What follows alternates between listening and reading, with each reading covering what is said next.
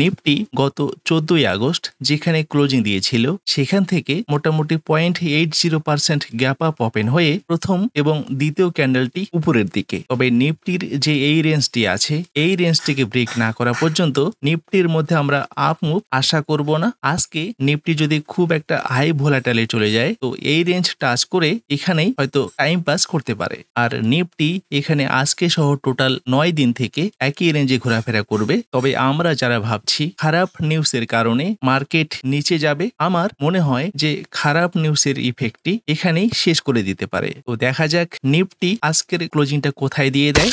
গতকাল আমি যে 3টি স্টককে নিয়ে আলোচনা করেছিলাম তার মধ্যে প্রথমটি ছিল বেয়ার কর্পোরেশন। স্টকটি প্রথম 15 মিনিটের ক্যান্ডেলটি নিচেই ক্লোজিং দিয়েছে।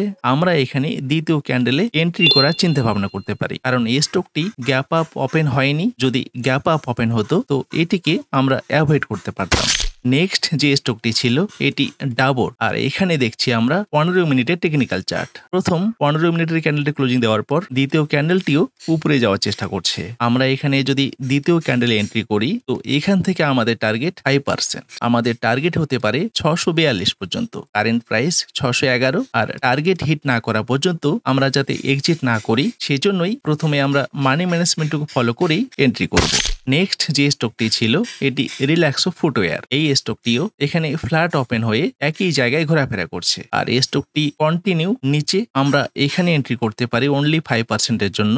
তবে এখানে এন্ট্রি করার পর স্টকটি যদি নিচে 5% চলে যায় সেখানে যাতে আমরা অ্যাভারেজ করতে পারি সেই জন্যই আমাদের এখানেই মানি ম্যানেজমেন্টটুকু ফলো করতে হবে, যাতে কোনো স্টকেই আমরা 5%-এর উপরে না লাগাই। সেই দিকটা লক্ষ্য রাখা খুবই জরুরি।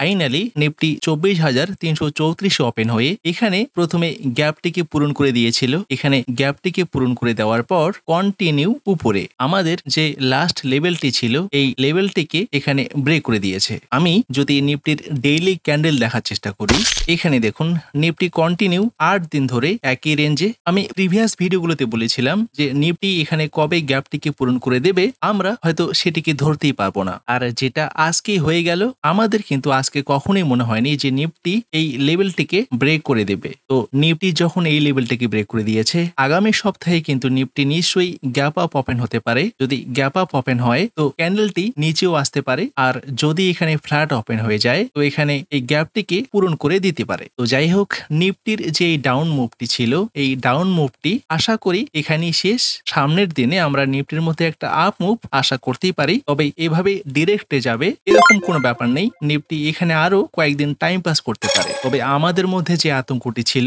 যে নিফটি এখানে নিচে আসবে, হয়তোবা সেই আতঙ্ক থেকে আমরা বেরোতেই পারি। তবে নিফটি উপরে গেলেও আজকে কিন্তু আমার কোনো স্টকই টার্গেট হিট করেনি। যে স্টকগুলোতে এন্ট্রি করে বসে আছি সেই স্টকগুলোর মধ্যে অনেক স্টকই উপরে গেছে কিন্তু টার্গেট হিট করেনি। আশা করি সামনের সপ্তাহে আমার অনেক স্টকে টার্গেট হিট করে দেবে। আর আমরা যারা রিটেলার ট্রেডার, ভুলগুলো আমরা এখানেই করে থাকি। যখন আমাদের হোল্ডিং পজিশনটি রেড কালার হয়ে যায় আমাদের মাথায় অনেক কিছুই ঘোরাফেরা করে, আর তখনই আমরা লস বুক করে এক্সিট করে থাকি। কিন্তু মার্কেট যে আমাদের কনফিউজ করার জন্য এখানে ঘোরাফেরা করবে সেই প্রিপারেশনটা যদি আমরা আগেই নিয়ে থাকি সেই ক্ষেত্রে আমাদের এই রকম সময়ে সিদ্ধান্ত নিতে খুবই সহজ হয়ে যায়। যদি আমরা প্রথমেই ফান্ডামেন্টাল অ্যানালাইসটুকু করে নিই, মানে যে স্টকে আমরা ট্রেড করব সেই স্টকটি যদি ফান্ডামেন্টাল অ্যানালাইস করে নিই, তারপর কোনো একটা স্ট্র্যাটেজি অনুযায়ী যদি আমরা কোনো একটা স্টকে এন্ট্রি করি সেখানে যদি মানি ম্যানেজমেন্টটুকু করে নিই, এখানেই অনেকটা কাজ হয়ে যায়, যে কারণে আমরা এখানেও টিকে থাকতে পারি। তো যাই হোক, আপনি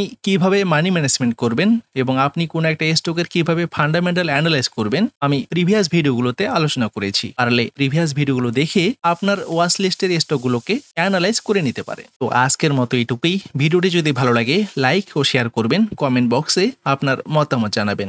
দেখা হচ্ছে নেক্সট ভিডিওতে। ধন্যবাদ, ভালো থাকবেন।